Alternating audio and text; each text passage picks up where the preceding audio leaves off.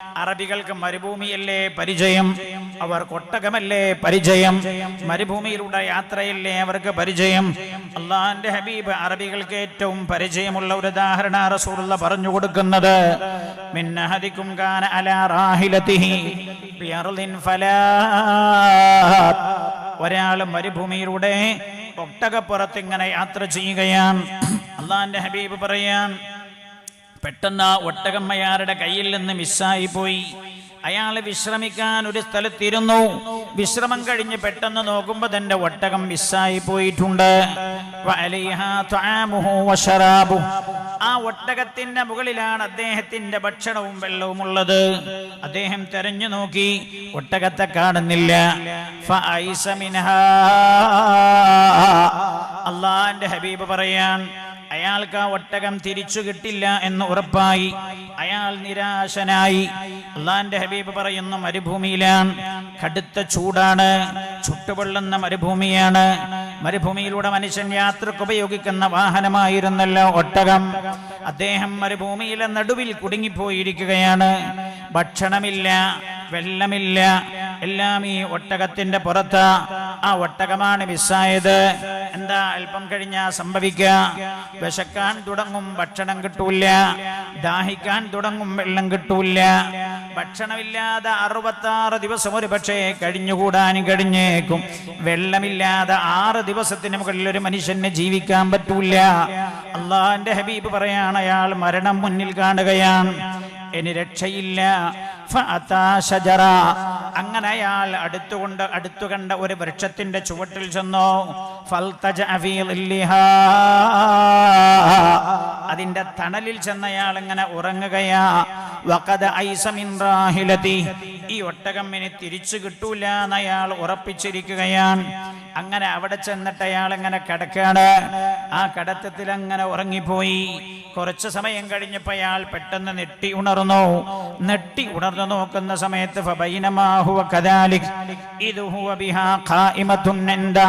നഷ്ടപ്പെട്ടു പോയ ഒട്ടകം തിരിച്ചു വന്നയാളുടെ മുമ്പിൽ ഇങ്ങനെ നിൽക്കുന്നുണ്ട്. തിരിച്ചു കിട്ടൂല എന്ന് കരുതിയ ഒട്ടകം തിരിച്ചു വന്നതിന്റെ മുമ്പിൽ ഇങ്ങനെ നിൽക്കുന്നത് കണ്ടപ്പോ അയാൾ ചാടി എഴുന്നേറ്റിട്ട് ഒട്ടകത്തിന്റെ മൂക്ക് കയറി പിടിച്ചിട്ട് അയാൾ ഇങ്ങനെ പറഞ്ഞു. ഈ ഒട്ടകത്തെ തിരിച്ചു തന്ന റബ്ബിന് സ്തുതി അർപ്പിച്ചുകൊണ്ട് അയാൾ ഇങ്ങനെ പറഞ്ഞു, അല്ലാഹുമ്മ അൻത അബ്ദീ വ അന റബ്ബുക്. അല്ലാഹുവിന്റെ ഹബീബ് പറയാ, ഇയാൾ പറഞ്ഞത് എന്താണെന്നറിയോ? അല്ലാഹുമ്മ അൻത അബ്ദീ, അല്ലാഹുവേ നീ എൻ്റെ അടിമയാ, വ അന റബ്ബുക് ഞാൻ നിന്റെ രക്ഷിതാവാ. അങ്ങനെയല്ല പറയേണ്ടത്. അല്ലാഹുമ്മ അൻത റബ്ബീ വ അന അബ്ദുക്, അല്ലാഹുവേ നീ എൻ്റെ രക്ഷിതാവും ഞാൻ നിന്റെ അടിമയുമാണെന്നാ പറയേണ്ടത്. പക്ഷെ ഇയാൾ പറഞ്ഞത് തലതിരിഞ്ഞു പോയതാ. അങ്ങനെ തെറ്റി പറഞ്ഞു പോയത് എന്തുകൊണ്ട് എന്നറിയോ? റസൂലുള്ളാഹി പറയാ, അഖത മിൻ ശിദ്ദത്തിൽ ഫറഹ്, ഒരിക്കലും തിരിച്ചു കിട്ടൂല എന്ന് കരുതിയ, മരണം മുന്നിൽ കണ്ട അദ്ദേഹത്തിന് ജീവിതം തിരിച്ചു കിട്ടിയ സന്തോഷാധിക്യത്താൽ അയാൾ പറഞ്ഞു പോയതാ. ആ സന്തോഷത്തിൽ പറഞ്ഞപ്പോ തെറ്റിപ്പോയതാ. ഈ അടിമക്കെത്ര സന്തോഷമാണോ ഉണ്ടാകുന്നത്, അതിനേക്കാൾ വലിയ സന്തോഷമാണ് അള്ളാഹുവിനോട് ചെയ്തു പോയ തെറ്റുകളൊക്കെ പൊറുപ്പിക്കാൻ വേണ്ടി വന്നിരുന്നിട്ട് ചെയ്തു പോയതാണ്. റബ്ബേ നിന്നെ ധിക്കരിക്കണോന്ന് കരുതിയിട്ടല്ല, അല്ലാഹുവേ നിന്നെ മറന്നിട്ടല്ല, നരകം നിഷേധിച്ചിട്ടല്ല, സാഹചര്യങ്ങൾക്ക് അടിമപ്പെട്ട് ചെയ്തു പോയതാണ്. അർഹമുർറാഹിമീനായ റബ്ബേ വന്നു പോയതാ. ദേഹേച്ഛകൾക്ക് വഴിപ്പെട്ട് ചെയ്തു പോയതാ. നീയൊക്കെ പുറത്തു തരുന്നവനല്ലേ, എനിക്ക് പുറത്തു തന്നു എന്നതുകൊണ്ട് നിനക്കൊരു നഷ്ടവും ഇല്ലല്ലോ റബ്ബേ എന്നൊരടിമ തന്റെ റബ്ബിലേക്ക് കൈപൊക്കിയിട്ട് ദുആ ചെയ്യുന്നത് അല്ലാഹുവിന് വലിയ ഇഷ്ടമാണെന്ന് നബിയുനാ മുഹമ്മദ് മുസ്തഫ സല്ലല്ലാഹു അലൈഹി വസല്ലം. അതുകൊണ്ട് ഈ സദസ്സിൽ ഒത്തുചേർന്ന് എല്ലാവരോടും പറയാൻ, ഇന്നത്തെ ഈ സദസ്സിന്റെ ലക്ഷ്യമതാവണം. എല്ലാവരോടും ഞാൻ ഓർമ്മപ്പെടുത്തുന്നു, അല്ലാഹ് ചെയ്ത തെറ്റൊക്കെ നിന്നോട് പൊറുപ്പിക്കാൻ വന്നതാ റബ്ബേ. സൃഷ്ടികളുമായി ബന്ധപ്പെട്ടതൊക്കെ ഞാൻ പൊരുത്തപ്പെടിപ്പിക്കുമല്ലാ എന്ന് തീരുമാനിച്ചിരിക്കണം. ഇവിടെ അല്ലാഹു കബൂൽ ചെയ്യും. അള്ളാഹു ഈ സദസ്സിനെ അങ്ങനെയാ വീക്ഷിച്ചു കൊണ്ടിരിക്കുന്നത്. അല്ല നമ്മുടെ സദസ്സിനെ ഇഷ്ടപ്പെട്ടിട്ടുണ്ടോ എന്നറിയാൻ അല്ല ഇനി നേരെ ഇറങ്ങി വരൂല. ഇറങ്ങി വന്നിട്ട് ഞാൻ ഇഷ്ടപ്പെട്ടിട്ടുണ്ട് എന്ന് പറയൂല. അത് മനസ്സിലാക്കാൻ റസൂലുള്ളാഹിന്റെ വാക്കുകൾ പരതുകയാ നമ്മൾ ചെയ്യേണ്ടത്. ഹബീബായി നബിയുനാ മുഹമ്മദ് മുസ്തഫ സ്വല്ലല്ലാഹു അലൈഹി വസല്ലമ തങ്ങളുടെ ഹദീസ് വായിക്കുമ്പോ നമുക്ക് അങ്ങനെയാ മനസ്സിലാകുന്നത്. അതുകൊണ്ട് പ്രിയമുള്ളവരെ, പ്രതീക്ഷയോടെ ഇരുന്നോട് അല്ലാഹു സുബ്ഹാനഹു വ തആല നമ്മളെ ഖബൂൽ ചെയ്യും. തൗബ എന്നത് റബ്ബിന് വലിയ ഇഷ്ടമാണ്. അല്ലാഹുവിന്റെ ഹബീബ് പറയാണ്, നബിയുനാ റസൂലുള്ളാഹ് സ്വല്ലല്ലാഹു അലൈഹി വസല്ലം, കുല്ലു ബനി ആദമ ഖത്താ, എല്ലാ മനുഷ്യരും തെറ്റ് ചെയ്തു പോകും. വ ഖൈറുൽ ഖത്താഈൻ അത്തവ്വാബൂൻ, തെറ്റു ചെയ്യുന്നവരിൽ ഏറ്റവും നല്ലവരാരാ? റസൂലുള്ളാഹി പറയുന്നത് തെറ്റു ചെയ്യുന്നു എന്നതല്ല, തെറ്റു ചെയ്യുന്നവരിൽ ഏറ്റവും നല്ലവരാരാ? അത്തവ്വാബൂൻ, അല്ലാഹുവിലേക്ക് തൗബ ചെയ്യുന്നവരാണെന്ന് നബിയുനാ മുഹമ്മദ് മുസ്തഫ സ്വല്ലല്ലാഹു അലൈഹി വസല്ലം. പ്രിയമുള്ളവരെ, ഈ ഹദീസുകളൊക്കെ നമ്മെ പഠിപ്പിക്കുന്നത് അല്ലാഹു നമ്മുടെ സദസ്സിനെ ഇഷ്ടത്തോടെ നോക്കിക്കൊണ്ടിരിക്കുന്നുവെന്നാണ്. മറ്റൊരു ഹദീസ് കേൾക്കൂ. നിങ്ങൾ റസൂലുള്ളാഹി പറയാ, വല്ലദീ നഫ്സി ബിയദി, ഞാനിന്ന് വേറൊന്നും പറയുന്നില്ലേ. പുണ്യ നബി പറഞ്ഞ ഹദീസുകളൊന്നും അങ്ങനെ അർത്ഥം പറഞ്ഞൊരു മാത്ര ചെയ്യുന്നത്.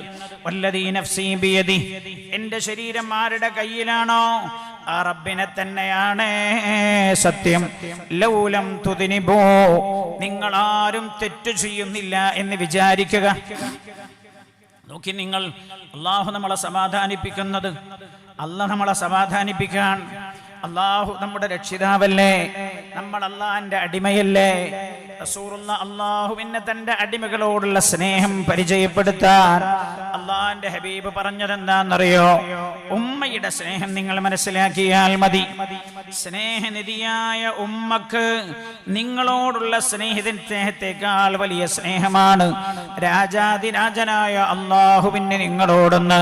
മഹാനായ നബിയുനാ മുഹമ്മദ് മുസ്തഫ, സ്വലാത്തു ചൊല്ലി നബിയുനാ മുഹമ്മദ് മുസ്തഫ.